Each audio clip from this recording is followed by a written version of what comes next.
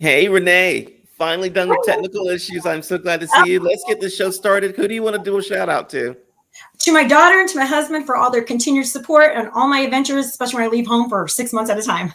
I'm giving like a shout out to your husband for getting the tech issues going on your Oh end. my So, gosh, 100%. ladies and gentlemen, here we go.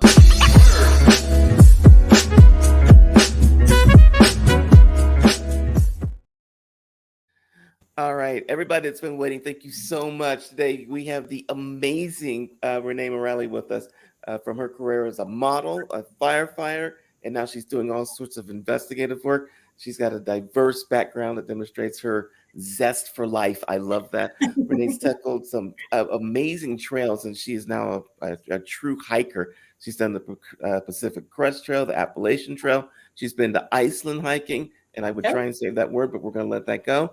And her commitment to empowering her fellow women hikers shines through her willingness to share her knowledge and experience. And so today, Renee and I are going to discuss unique challenges when it comes to actually women traveling and doing hiking. I've talked to a lot of guys, and I just learned recently, really thought about it, that it is different working with women when they go hiking. So, Renee, welcome to the show, and we are finally ready to rock and roll here. Thank you. I'm so excited to be here. Thank you, Michael. I am excited. Let's jump right into it. And by the way, patience again from all the people out there that have been watching. I really appreciate it, and you guys rock. So let's jump in. Let's start at the beginning of this thing. Give me your background. How did you transition from being a model, a firefighter, living life, and then all of a sudden you're like a hiker? You know, I just kind of happened into it, started doing a little hiking here and there, decided I loved it. I was always scared to go by myself. And I just decided I'm just going to do this. And I took 2 weeks off. I went to California. I'll be honest, when my trail angel dropped me off at the top of the mountain, I stayed in this little porta potty for about 45 minutes, scared to death, just fiddling. Well, I need to do this and I should fix this and just fiddling. And I had to really psych myself into get out of this bathroom and get on the trail. I was scared to death. I've never done anything like that by myself. But I found that once I was out there, it really ended up being a great brain cleanse. Everyone cleanses their bodies, but for me, this was a mind cleanse. I had left my career at the fire department, which was a hard decision. I lost a great mentor that also was the fire department. And I didn't realize how much I needed to grieve all of that. And I went out there and I came back and I just felt cleansed. I felt wonderful. And I knew from that moment on, this was for me. What was the first hike? It was in California. I started at the southern terminus and actually done the desert section twice because I'm clearly a glutton for punishment. I started it and then I knew I was going to do a short-term hike, and then I planned a through hike. I did that, so I did the trail, that part of the trail twice, and I don't recommend that. That is the roughest part of the trail. Okay, and that's what you did for your first one. Yes, my first one. Yeah, way to go. Yeah, I have always been amazed by the amazing things that you do. So today I want to talk about, I've had other hikers on the show before. They've all been men. And I didn't really think about, I mean, I know women hikers. I've got in the studio with me today is one of my friends, Kristen, and she hikes. She tried to get me to hike the first time and left me like at the bottom of the thing while she was hiking up this mountain. So I've got phobias about hiking now. But let's talk about specifically, I want to talk about women hikers. Sure. So what are some of the challenges that women hikers have that, men don't have? Why is it different? I think first and foremost, the trail is 30% women, 70% men. So just a disproportionate numbers there. It makes it hard for women to find information. I didn't know any female hikers. I actually didn't know any hikers before I started hiking. So there's not a lot of people to ask information on, but we have things that people don't want to talk about, such as our periods. That's a very real issue out there. How do you handle your periods while you're out there? How do you pee squatting? Because that's a very vulnerable position to be on the side of the trail squatting, and you have to take all your gear off. So there's some ways there's some ways to lessen those things that men don't have to deal with. Infection. That's a big one.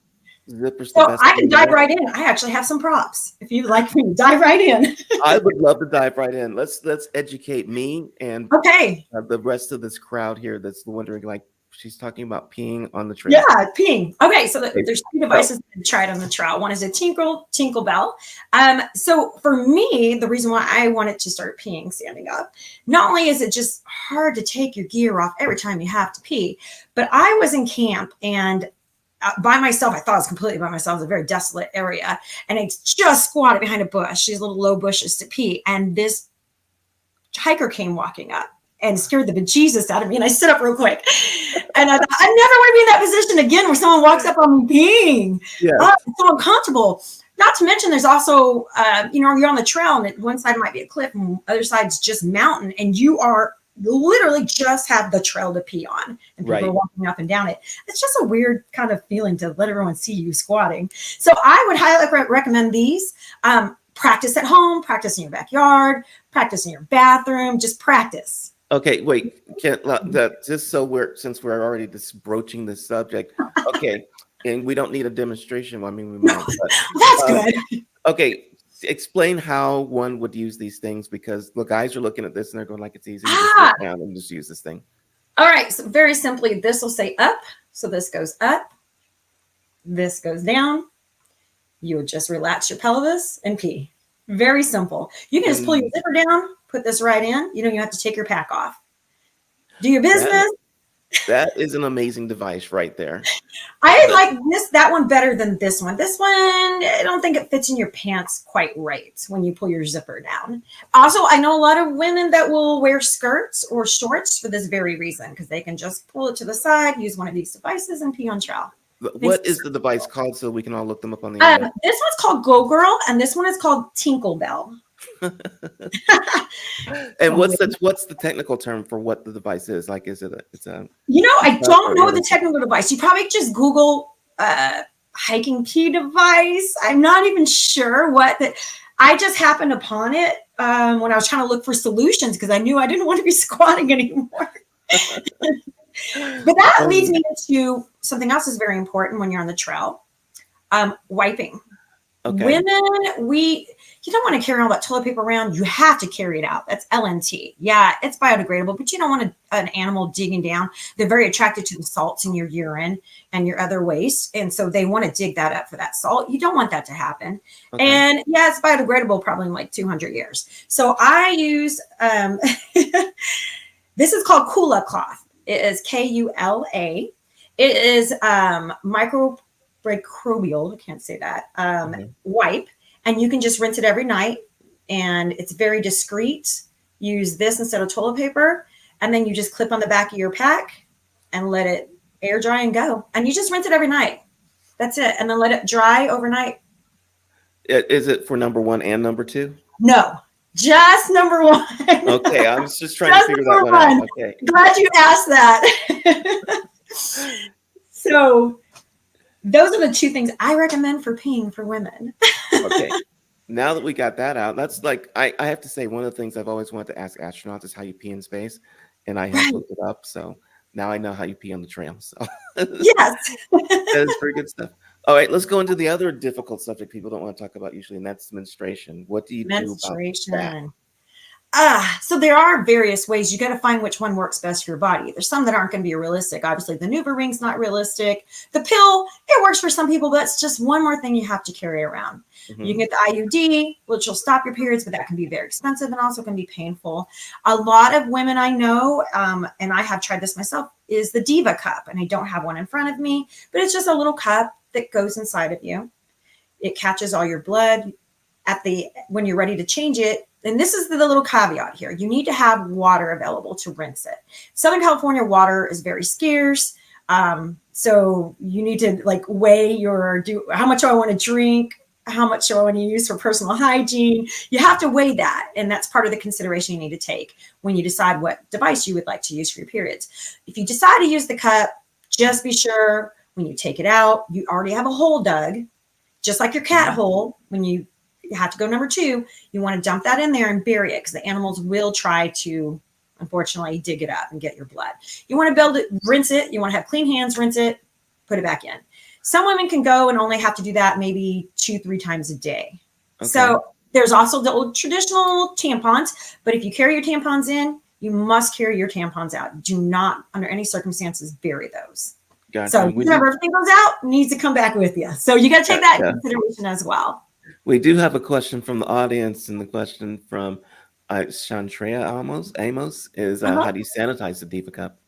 So you can use in your everyday life, most people will just use water. You don't want to put soap, especially anything that might have scents or colors, and you obviously don't want that back into you. So just rinsing it really well with water. Obviously, a clean water source away from the water source. You always want to be 70 paces away from the water source. So if you've got your filtered water, take that 70 paces away, rinse it out really good. That should be enough. There should really be no need for soap or sanitation. In your everyday life, you wouldn't clean it like that. Gotcha. All right. So those are the two toughest subjects that people don't want to talk about. Now let's talk about the other thing that happens, and it's not just a trail thing. It is a everyday thing for a lot of women, and that is safety. But on the trail, I'm guessing there's a lot of more issues, right? So what do you do about safety on the trail if you're by yourself? So if you're by yourself, not everyone feels comfortable carrying a knife. I carry a small knife with me, and I do carry bear spray. I've been fortunate. I've only been in one situation where I felt really uncomfortable and felt the need to let him know I had a knife on my hip. I didn't even do anything. I just took it out and kind of started cleaning my nails. Yes, sir. You have a good day, sir. And I put it back in, and he left me alone after that. If you can camp around people, try to camp around people. I know we're all going out there for solace or different reasons. You want to be by yourself, but if you can, try to camp around people. That also leads into hitchhiking. You want to be very safe when you're hitchhiking. There's some places you have to hitchhike. You don't have a choice. Sometimes you're 20 miles from a town, and you're not going to walk that 20 miles on the highway to get to town. So as far as hitchhiking, try to pair up. Take a picture of the license plate. Let the driver know I'm taking a picture of your license plate. Send it to somebody if you have service. Even if you don't, just fake it. Maybe that'll be deterrent enough. I always try to keep my pack with me. It's a large pack, but I do try to keep it with me. If I know where my stop is, that's very important. You want to know where your stop is, so they're not stopping before or after. And then also go with your gut. If you get a bad gut feeling, decline the ride. There's no offense in that. Most people understand, especially if you're a woman by yourself. I've only hitchhiked by myself one time. I've always tried to pair up. Okay. Now, most of the time, like this may just be my novice brain working here, but I thought you're supposed to hike with someone. So if weird things happen, weird things happen, you're with somebody so you can call someone. What's up with solo hiking? A lot of people do like hiking with a partner. I'm kind of 50-50. I love my hiking buddies, but there are times where I just want to go out to the woods by myself. So yeah, they say pair up, but it doesn't always work with your own meditation and whatever you're trying to accomplish out there. I do have a safety device that I use called a Garmin. I'm able to text my family, my friends are able to respond. It works anywhere. I have SOS on there. I have a tracker on there. I can set it where it updates my tracking every couple of minutes. My family can see exactly where I'm at. I've had them text me, you haven't moved in a while. And it's like, don't be judgy. I'm taking an extended break. I'm good. You're like, we don't see the map moving. So you don't always have to hike with a partner, but it always leave a picture of your clothes, because you're wearing the same clothes almost every day. Yeah. Your pack, your tent, leave a picture behind. So if you do go missing, they can, and let them know where you're going to be. I plan on being this camp to this camp today. Okay, that's awesome. Now, just one more thing. Are hormonal factors anything that come into play when you're on the trail? I think that's different for everyone. I think it also depends on what type of birth control you're using, kind of where you're at in life. I'm unfortunately perimenopausal, so I'm dealing with hot flashes and other things on trail. You just deal with them as you come and try to make yourself as comfortable as possible. And a lot of vitamin I. I don't know if you know what vitamin I is. No. Ibuprofen. Okay. Yeah. On the daily. I do ibuprofen on the daily right now, and I'm not even hiking, so I feel that one. You'll have to bump that up then. What do you do about on the trail? Guys usually don't worry about this, but what about makeup or just feeling nice on the trail? What do you do? Hey, you let it go? hiking. Yeah, personal hygiene is very important, especially for me. I am not one to shy away from carrying a little lip gloss with me or colored Okay. chapstick. Again, that's personal preference. Some people just love the non-pressure. They go out there and I don't have to wear makeup. I don't Mhm. have to curl my hair today. Some people love that. I'm kind of somewhere in between. Like I on the daily brush my hair, I have a little hygiene routine. I allot so many wipes. I allot one wipe per day for personal hygiene. And I start from the top and I work my way down, and that's my one. Because I don't want a lot of waste when I'm out there. But I always make sure I put on my Vaseline because Vaseline has so many uses. So I always make sure I use some Vaseline during the day. I use my sunscreen as my moisturizer. I have my little tiny little Ariel comb. It looks like Ariel. It looks like a little fork. It's still Yes. really tiny. And I brush my hair and I put it in a little braid. And I brush my teeth twice a day, sometimes 3 times a day. It's all whatever your personal preference is. Some people just don't, they just love the freedom of not having to care. I don't carry deodorant. I don't go that far. Yeah. I don't carry any other type of makeup with me. But again, it's your personal preference. But I just have to ask this because I have no idea about hiking. When you're brushing your teeth on the trail, do you use that kind of toothpaste that you can brush and swallow, or do you like rinse? So some people do. Now you're using such a minuscule amount of toothpaste. It doesn't hurt to swallow. I use regular just Crest whitening toothpaste, and it's a tiny little tube. And I put a little bead, brush my teeth. I have the tiniest toothbrush on earth. I wish I would have brought some props here. And I just do a little rinse, spit. I'm not, again, 200 feet away from any water source. Mhm. Yeah, that's not that. You can, if you've already dug your cat hole and you haven't used it, because a lot of people dig cat hole at night to use in the morning. You can spit in there. That's perfect. Just spit in your cat hole before you do your business, if that works out for your schedule. So that's at least the mint scent is buried. Gotcha. Yeah, and cat hole for people that don't know, because I only just picked this up. That's where you do all your number two business and cover it Yes. up. It's like the cat would do. Yes. So you want to dig 6 to 8 inches deep Okay. and 4 to 6 inches in diameter. So most of your trowels will have, you can use that as to your measure, to measure your hole. And then that leads me also into accidents. So sometimes you're going to have an accident on the trail because you're eating weird foods, your tummy's not right. If you have an accident, just do your business. Dig a hole next to it, get a stick. Ugh, as gross as it sounds, put it in the hole, put the stick, it's very important, put the stick in the hole and Okay. then bury it. And you always want to bury it with the original dirt. Maybe throw some leaves over. You want to leave no trace. You want it to look like you didn't go to the bathroom there. So make sure when you're digging a cat hole, it's deep enough, it's far from the trail. Again, 70 paces from the trail, from your camp, from water. You want to make sure that's very important. And yeah, cover it up and So that you're done. when you say 70 paces from the trail, and like I said, I have gone hiking with my friend, and I'm like one step from the trail because I am like terrified of like creatures, mostly snakes. And Right. so when you're talking about going 70 paces, you're talking about literally that's a Yes. long way off the trail. Why That's so far? what's recommended. It doesn't always happen. You're not always on a part of a trail. Again, sometimes like Southern California on the side of a mountain. That's Yeah. not realistic. Do it when you can. Just try to practice that as much as you can. What I do is you see the hunter tape that people have in my toiletry pack, my toilet pack. I keep strips of that so that I can tie it to a tree when I'm walking out. And Okay. that way I can follow my trail back. So that's something you can do so you don't get lost. I know people have gotten lost just going to the bathroom. I'm not gonna lie, I've almost gotten lost just picking up firewood. So if you can do that, just some little marker while you're walking out, grab those markers on the way back and use that every time you're going to go to the bathroom. I know some people like to take their pack with them. Some people like to leave it. I leave my pack. No one's going to steal it. Nobody wants to carry extra stuff on the trail. Believe me, they don't want your stuff. They have so much of their own stuff. I will leave it on the trail almost like I want to let somebody know there is somebody here. If I don't come back on pack, come look for me. For me, it's just a little extra security. A lot of people don't like to do that. A lot of people think, well, if I get lost, I want to have my pack with me.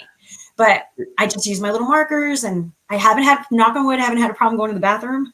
Excellent. I have to say, Kelly has the same question that was like me because I'm talking about like going off trail. How do you handle being tracked by wild animals or coyotes, Okay. snakes? So I haven't been tracked that I know of, but your best prevention or your best way to prevent that is just your upfront steps. Yeah. Put your food and smell proof pack or in bags I keep mine in a smell-proof bag in a bear canister. I don't wear perfumes or anything with scents. And I never had any bear track me, but there is a rule with bears. No, if it's a black bear, unfortunately or if it's a brown bear, you want to lie down. Black bear, you want to fight. So yeah. I hate to even say that, but let me make sure I'm not wrong. Let me see my notes. Yeah, don't run. I was nervous to write down notes. So don't run. Wave your arms slowly. Let them know you're there. Back away. Don't make direct eye contact. So if the bear is black, fight back. If the bear is brown, lie down. I had to write that down so I wouldn't forget. And there aren't a lot of brown bears. There's some in Wyoming, Montana, Oregon, Alaska, Canada. I believe the rest of them are mostly brown bears. Wow. And I have had a bear encounter, to be honest with you. Okay. I see them on YouTube and TikTok and Instagram, and I'm like, and then there's people who think they should just pet the bear. And I'm thinking, oh my God, no. A bad idea. It's a bad idea for you because you don't know they're wild animals. You don't know. You might smell like food to them, especially if you just cooked in these clothes and you're wearing them. But it's not good for them. You don't want them to get used to people, and you don't want them to see you as a potential, like, this person's going to give me food. That's how bears end up getting euthanized, unfortunately. Gotcha. It's something that I wouldn't do. I'll pet the bear through the cage in the little petting zoo. That's it. I'm not that brave either. Yeah, no, I'm still let that go. So how did you started doing this and you learned it on your own, right? But like for the people who are watching, they're going like, I want to be like Renee. Okay. there's here, I'm going to throw this up here. Terrence Jackson, initial gear to accommodate for weather, temp, and changes. That's a good question, Terrence. So I always carry rain pants, a rain jacket, and a cover, a duck. I think it's called duck cover for my pack. But I also carry, especially in California, you don't know what the weather's going to be like. I always carry something for warmth, something for if it's hot. I carry various clothes. I don't carry a lot of clothes, but I'll tell you, one time I was hiking in California by myself.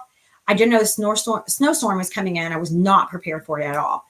And I never knew I could be this cold. I actually had to, and I have this, I had to get my emergency blanket out. So I always carry one of these with me. Wait, that's a blanket? It is. It actually gets really big. I'm not going to fold it right now because it's really annoying. The sound is annoying. I didn't sleep a wink, not because I was cold. It's because this thing was so loud.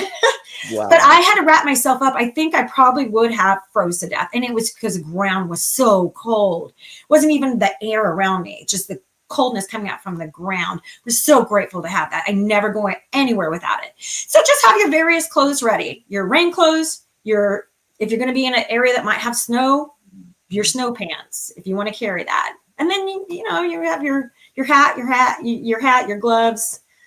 Make sure you have the good rating, because my sleeping bag was not for freezing weather. It was like a Texas sleeping bag. I'm such a moron. And that's why I had to use my emergency blanket. But I guarantee you, I came back and got the warmest sleeping bag I could find after that.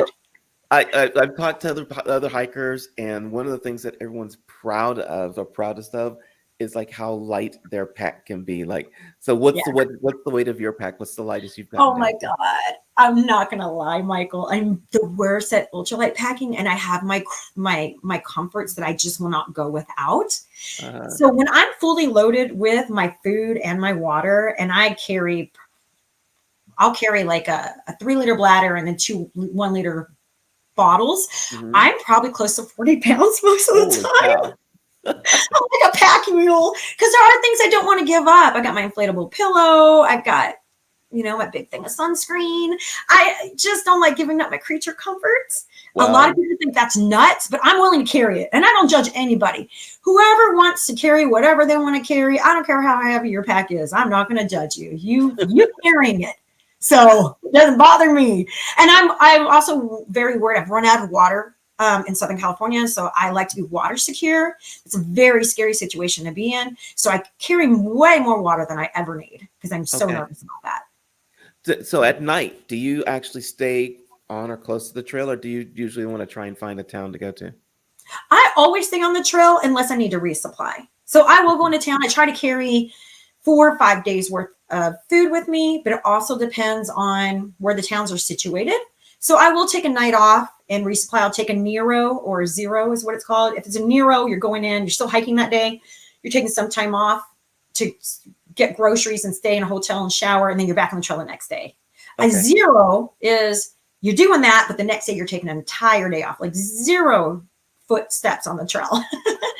And that's a great reset. You can take a shower, like really take a shower and scrub and get some food, get some not dehydrated food, whatever you've been craving.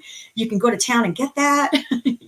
So what is it that you get on the trail? Like because I know we've talked before, and you go like you tell your husband, it's like, I gotta go, I'm going on the trail. Like, what goes through your mind where it's like, I gotta get out of here, I'm going?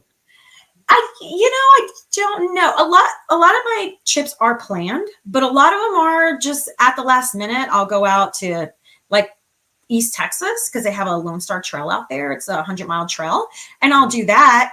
It's just, some people say someone that works out a lot, they get that craving. I've got to go to the gym. I got to go. And this is probably not a good analogy, but sometimes you're like, oh, I'm going to need that margarita. I can't wait for Friday. They get that urge. They get that, I need this. I get that with the trail. Like, I need to go out to the woods. I need to be on trail.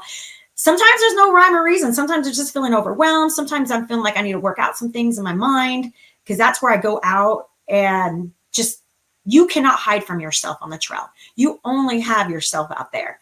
You only have so many distractions. So whatever you need to work through, you're going to end up working through it.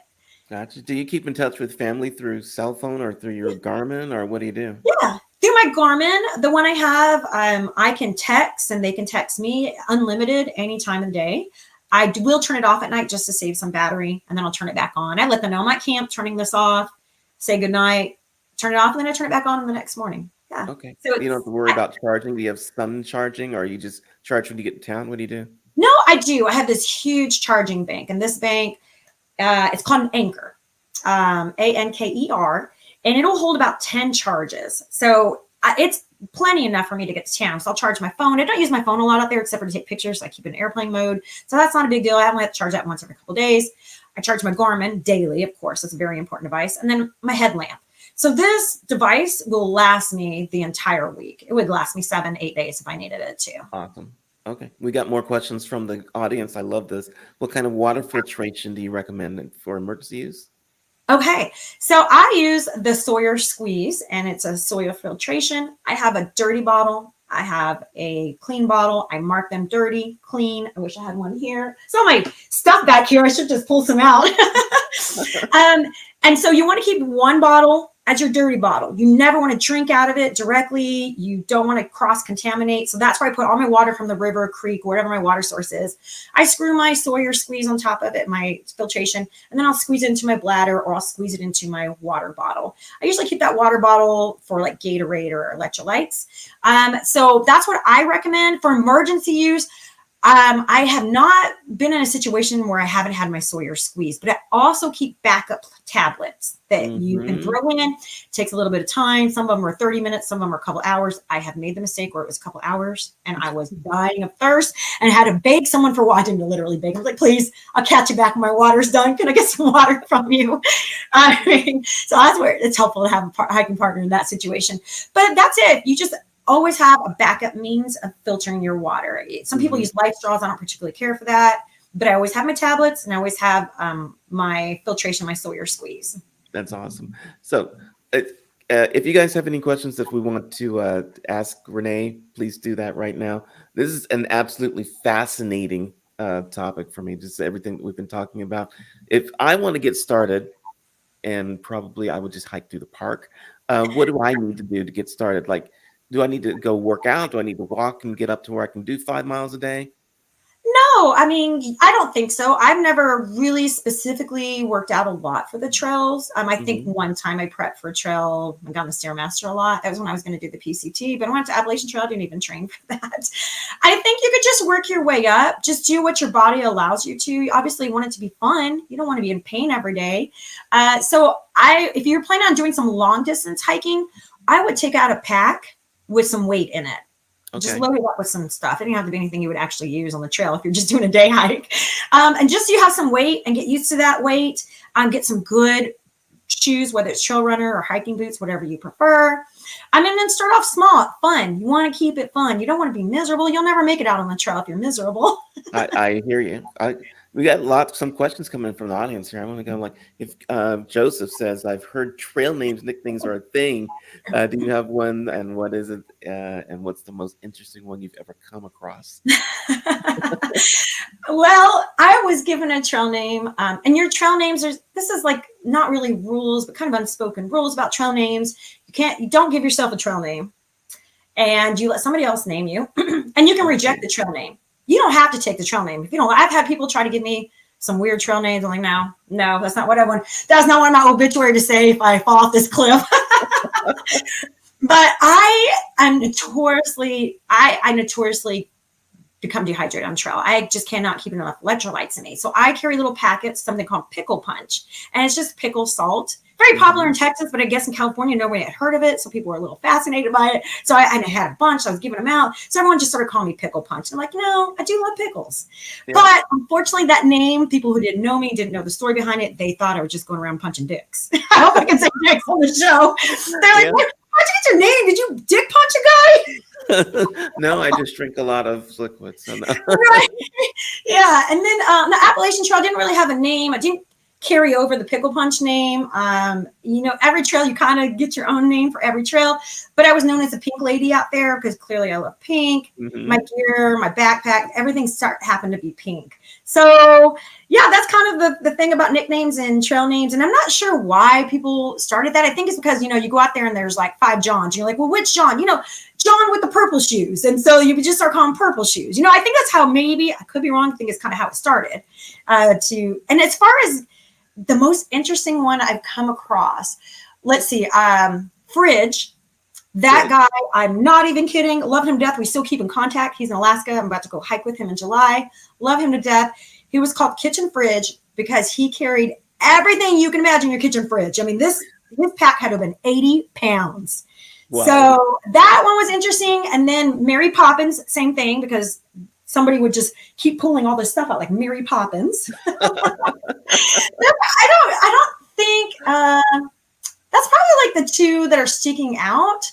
And we love them. They always had extra stuff. You're like, hey, you got an extra granola bar? Like, yeah, I got like 15 of them. Here you go, take it. That's awesome. We love them. We got a question from Sandra says, what is your favorite place to hike and what is your dream hike? So I think my favorite, the Sierra's really high up there, but also since I hiked the Appalacian Trail, I really fell in love with all the woods and just love all the trees in the woods. That's hard. I love both of those areas. Okay. But I mean, then I can't just dismiss Iceland because, oh my gosh, that's once in a lifetime views. Do I have to pick one? No, you can tell us about them. Like, how did you even think about going to Iceland for a hike? I wanted to hike Iceland. I really love the whole planning process of looking for maps and planning my stops and planning my resupplies. But in Iceland, I was at a loss. I'll be honest. I didn't know where to begin. I knew everyone spoke English over there, but I also was like, oh, it's still a foreign country. And so I just started looking up tour groups and I found Viking Women, which is all female Viking or tour group and female guy. And so I just signed up for that, just kind of get my hiking out of the country jitters out of the way. I feel way more confident now. I'm so glad I went with that group of girls or women because I've become friends with so many of them and we're planning some future hikes. And it was just all of us strong women out there by ourselves, depending on ourselves. It was awesome.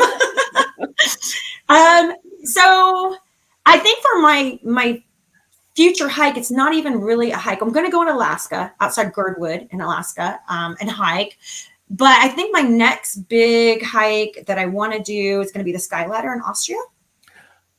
And that isn't so much a hike as it is. Pardon me? I saw the pictures of that crazy thing. Yeah. And that isn't so much a hike. That's more going to be rock climbing, which I'm not strong at all. So I'm doing some indoor rock climbing coming up. So maybe I can figure all that out. Oh my gosh. You kind of touched on this question that Terrence had again. Is do you plan for leisure hiking when you're on vacation? Or do you just vacation? Oh, always. This every time I go on vacation, I make sure there's a trail nearby. I'm sure my husband's tired of it, but usually everywhere I go, oh, but there's a trail nearby. Well, I can bring my pack. I can stay out there one night. Y'all stay in the hotel. I'm good. Now, do you ever let your husband go with you on the hikes, or is he's good at the hotel? He does. Hiking is not his favorite thing, and that is another reason why I became a solo hiker, because I was dragging him out. He grew up in Colorado. He's like, no, I had to hike to go to school every day. I don't want to hike. He grew up in those conditions. It's all new. I grew up in the city, so it was all new to me. Yeah. So yeah, he comes with me, but only when I make him. Okay. He doesn't particularly care for it. Okay, Sandra, I want to be like Renee. I want to be like Renee and get off my butt and go do some cool stuff. Hey, I would love to put a group together. That would be my dream, to take especially young girls and even women who have never hiked before. I would love to take them out, even just a day hike, an overnight hike, and teach them, this is how we put our tent together. This is how we put our rain cover on. So, and this is why we put it on. So, because I've put it on wrong where my tent has been flooded. Like, I would love people to learn from my mistakes. And this is how we do this. And this is how we do this. I would just love to take people out for the day and just teach them, answer any of their questions, teach them how to use their gear, set up their gear. Here's That a would be my question for you, dream. then. Kat wants to know, what's the scariest experience you ever had on the trail? So I had a little bear encounter, and that was probably the scariest. Mm-hmm. So I had just gone pee, and this is one of the times my husband went with me, and so I just gone pee. It's like 3, 4 in the morning. I get back in my tent and I hear this. I'm like, wow, that sounds loud, louder than my squirrel. And then, and it's breaking down branches, coming closer and closer. And I kind of sat up halfway and just froze. It got closer. I could hear it gruffing and sniffing. And my husband jumps up. What the F? A moose? There's a moose going on tent. And I'm like, shut up. It's a bear. And I'm just like, shut up, quit talking. And we both are frozen. And at that moment, I don't know if just fear took over and it was, fight, flight, or freeze. And I froze, which is not my natural instinct, is to fight. Or if I was just like, well, I had a good run. If this is how I die, this is how I die. Because that bear came up, and we had this little pocket here. And you imagine in the tent, there's a pocket.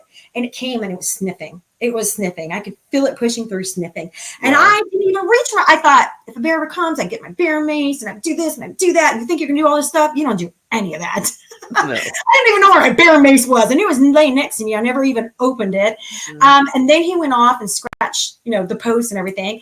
And so I sat there probably for a few more hours till sun came up, and I packed up so quick.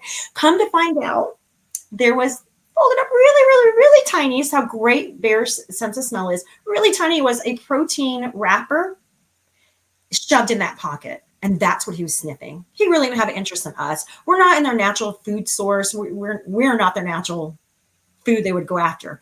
Right. So it was smelling that wrapper. And so goes to show, you better check, double check, triple check your tent. I had taken even my chapstick out. I'd taken everything out away from our camp, thinking I had cleaned out everything. And there was just that one protein wrapper.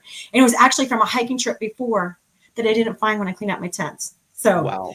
Yes, that was the scariest moment. But I don't know if it was scary or I was just like, well, I hope it's quick. Yeah, that's good. I think Joseph wants to know, like, have any tips on preparing for or preventing altitude sickness? Yeah.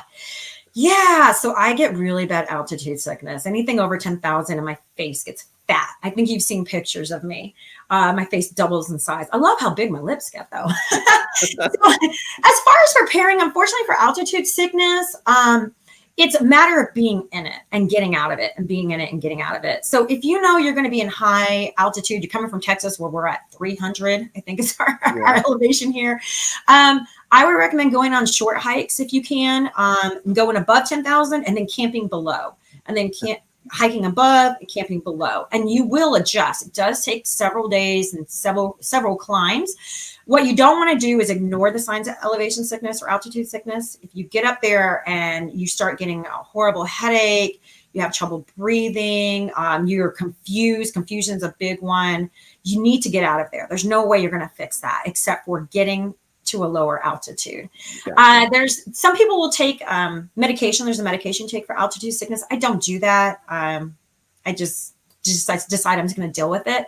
I do try again to plan my camps where if I know I'm going to high elevation, I try to find that camp that's below 10,000 and I try to hustle down there. So if you can, that's what I recommend. So there's really no training. Unfortunately, once you're out, you get acclimated and you get out of it, you're no more you're not acclimated to it anymore. People go on these treadmills with these masks. It's supposed to make it harder to breathe. It's not the amount of oxygen you're getting in or not getting in. It is the percentage of the oxygen that you're taking in. And there's not as much oxygen, obviously, up there, or it becomes a lot thinner. So don't be fooled by all those masks that people wear and get on the treadmills at the gym. That's not going to do anything for you. Gotcha. Well, I'm going to give your husband his props here. In my defense, the bear didn't speak English, so we didn't need to whisper. Okay, yeah, but I was whispering. Like the bear didn't know we were there. I don't know why I was whispering, but it's just like instinct. Like, shut up, the bear. That's what I would do right after I wet my pants. It's like, yeah, okay. So, what do you want people to take away from this? You've given us like a ton of information. Like for the women that want to get into it specifically, what do you want to tell them? How can they, one, get in touch with you? And if they can't like get with you because they're too far away or whatever, what do you want to tell them so they can get started? So if you don't know anyone that's hiking, just look around for as much information as you can online. Hopefully you can find a mentor. You can definitely reach out to me with any questions on Facebook or Instagram. I guess you can post that. I'm not sure how I would post it. I would recommend just doing it. Just get it. I'll post it. Be as prepared as you can. And just get out there and do it, and don't let your fear overtake you, like I could have done a few times. Yeah. What's your Instagram handle? I'll throw it up. I'm sorry? What's your Instagram handle? I'll throw it up right now. Renae More Hikes. So RENAE, all one word. MORE, play on my last name. Hikes, HIKES. And we'll throw that on the screen so people can. Thank you. And you know what? It's okay. Make mistakes. Don't be afraid to make those mistakes. Don't beat yourself up. That's how you learn. That's how I've learned. Doing stupid things. I have so many mistakes I could just share with people. Just stupid stuff. That's awesome. This has been a fascinating conversation for me. Now I know how to pee if I ever need to like tell my friends how to pee. And I know how to get away from the bears and whisper. All that kind of stuff. Yes. Thank you so much for being on. This has been like amazing. And I'm glad that we finally got the tech worked out, and you're an engaging speaker. You should do this all the time. Well, thank you. I appreciate it, Michael. Thank you, everyone, for your questions. I really appreciate it. I love Thanks, all everybody. See ya. Bye.